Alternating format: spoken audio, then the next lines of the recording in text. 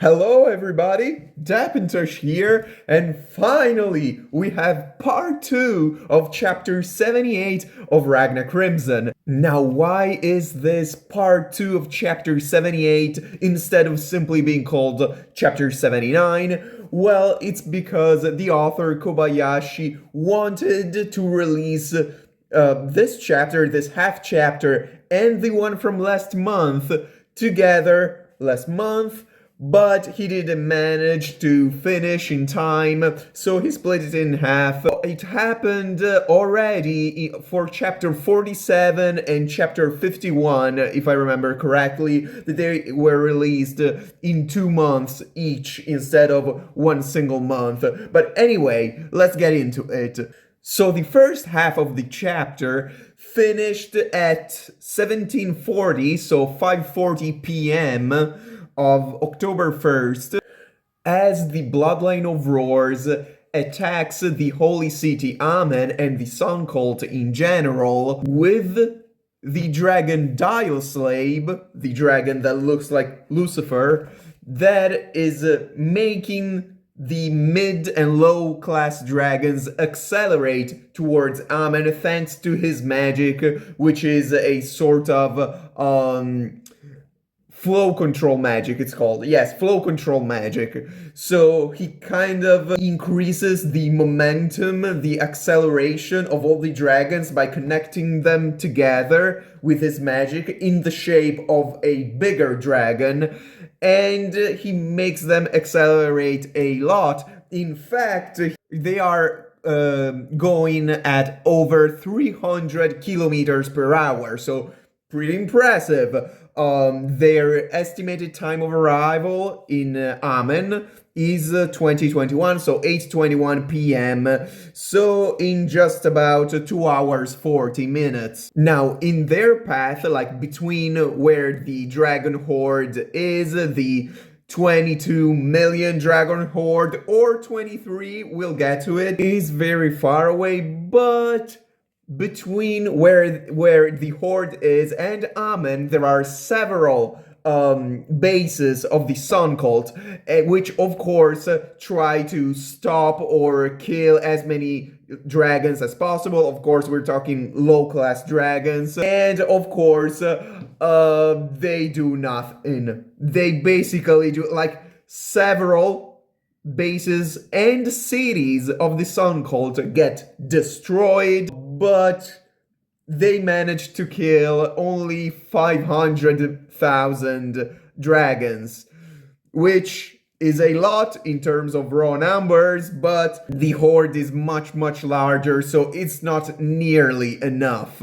There is a possible discrepancy here in the number of dragons. In the previous chapter, or should I say in part 1 of this chapter, last month, Boruruk, the high-class dragon from the Bloodline of Roars that is able to replicate dragons en masse, she says that they have 32 million dragons, of which 10 million they left in Gehenna. They do not participate to the attack, to the initial attack right away. They are kind of protecting Gehenna, which, by the way, kinda sorta suggests me that the fight will move eventually in Gehenna, and I'm very interested in seeing that. But anyway, so we should have 22 million dragons attacking Amen, but here it says that after killing 500k,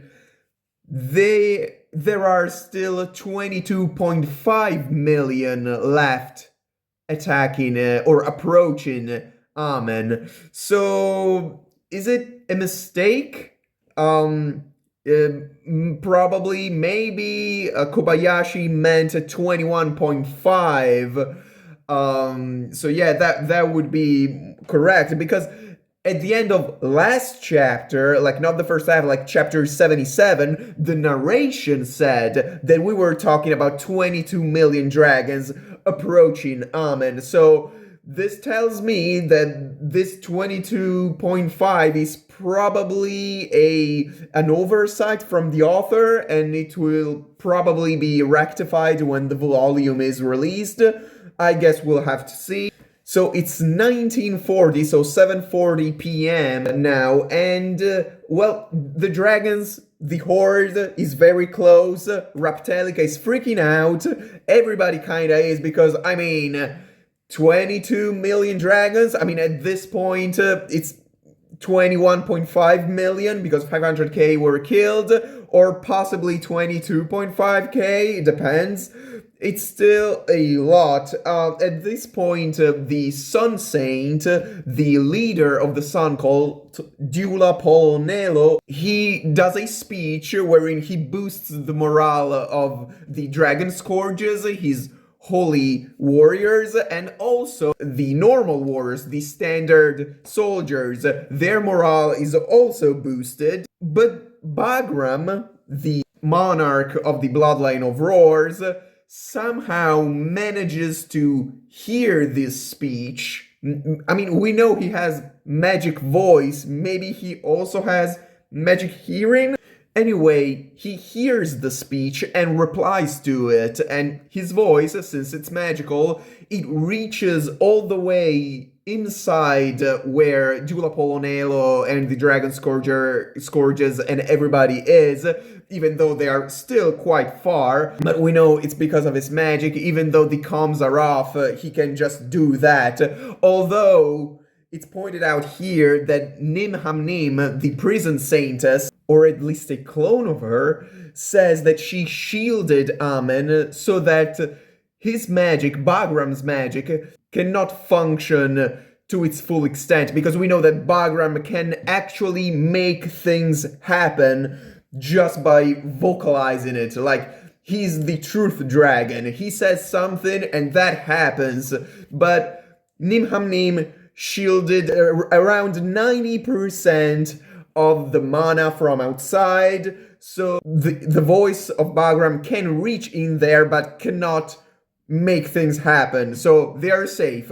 But his reply, Bagram's reply, is what's interesting here. Bagram says that Dula Polonelo, the leader of the Sun cult, actually started out as not a believer. He was an atheist. He basically said, well, if God is real, then why doesn't he just kill all the dragons and free us from them? But then, now, Dula Polonelo started calling himself the proxy of the sun god. He basically became a religious figure himself, and maybe he even convinced himself of being the proxy of the sun god, of being some sort of actual saint. And apparently Bagram, 70 years prior, so in the year 428, I assume, because you're 498, right? Yeah. He was a Dragon Scourge.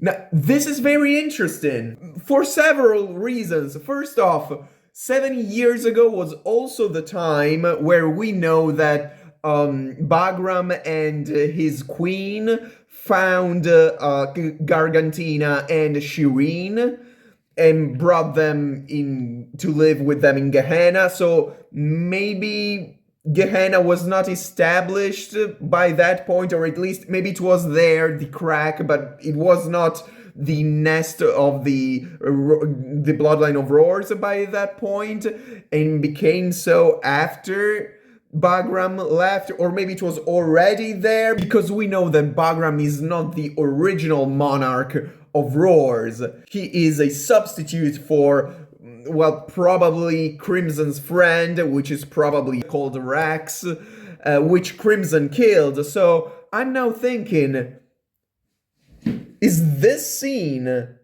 from 70 years ago, or a little more?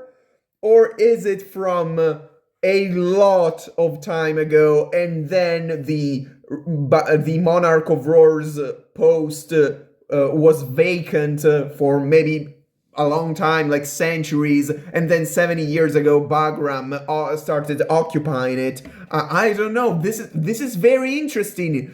He is a monarch and a dragon, I assume. He's been a dragon for only 70 years. So Giulio Polonelo activates the ultimate Aurora Brilliance, which is a huge laser beam that kills, well, not as many dragons as he's hoped it did, because Gargantina does increases gravity 10,000 times, which is a new record as far as we've seen her doing. So the beam is deflected downwards and it only kills 1 million dragons. So we are down to either 21.5 million or 20.5 million. Then the dragons accelerate again, and their estimated time of arrival is now 7:59 p.m. So they have about 2 hours, 2 hours and 20 minutes. Here, the net saint, Guster Noah, says, or at least thinks, that up until that point, everything went according to the prophecy made by Orgol, the prophet Orgol, which, as we know, is actually Crimson in disguise. So I'm wondering, you remember chapter 75, where at some point Crimson as Orgol and Guster were talking, and there is a part where we do not hear what they say, what Crimson specifically says. I'm wondering if that is a prophecy, is the prophecy Guster is talking about here. But anyway, he orders Marionetta, the robot saint. Is that the robot or the machine saint? Yeah, machine saint. Marionetta, the machine saint, to activate a new thing, at least for us, a newly introduced concept called the dilatant wall. The dilatant wall is made up of what's called dilatant silver, which is, in the world of Ragna Crimson, a kind of silver that can change, can switch from solid state to liquid state when stimulated. Of course, when they say silver, they mean the kind of silver that exists only in the Ragna Crimson world that came from the Silver Comet. So all the barriers erected by the Dragon Scourges and the Sun Cult in general around Amen would not be nearly enough to sustain over 20 million dragons just, attacking it all at once. However, as the dragons, make contact with it all at once, from all sides, Ragna fucking freezes 5 million of them in an instant! This is epic! Apparently, Ragna spent a month filling up Amen's walls with his silver aura and killed instantly 5 million dragons. So now we are down to 15.5 million or 16.5 million, one of the two, plus the 10 million that are still back in Gehenna. Also, you remember Dialslave's magic, the flow control that kind of connected them? That made it worse, because now that they were connected with magic, when the first dragons connected with the barrier, many of the ones that were behind got also frozen, because the magic could spread more easily because they were connected by the flow control magic of Dialslave. So this really pisses Dialslave off. And he turns into his dragon form, which we see for the first time, and that's great. And he just charges Ragna, which in turn attacks him with a dragon hunting flash. Now, this dragon hunting flash possibly would be enough, maybe not to kill Dialslave, but at least to severely injure him. In fact, Ragna says one down before doing the flash. So Ragna is pretty damn sure that that attack would have been enough to probably kill Dialslave. But anyway, Bagram saves Dialslave because he speaks the words spatial shift, which seemingly bend space around Dialslave so as to make the flash emitted from Ragna miss him. So Dialslave is safe, and then Bagram just challenges Ragna head on in a one-on-one fight, and that's the end of the chapter. And whoo boy, if Kobayashi is able to defy expectations. I did not see this coming this early. Like, I think everybody of us expected Bagram and Ragna to eventually clash, but this early? Wow. Okay, so final considerations. One, Ragna, as many noticed, is visibly grown up. Slime had already mentioned in chapter 73 that Ragna had grown slightly taller since they first met. Now it's very apparent that he's grown up, because also we do not really know how old Ragna is.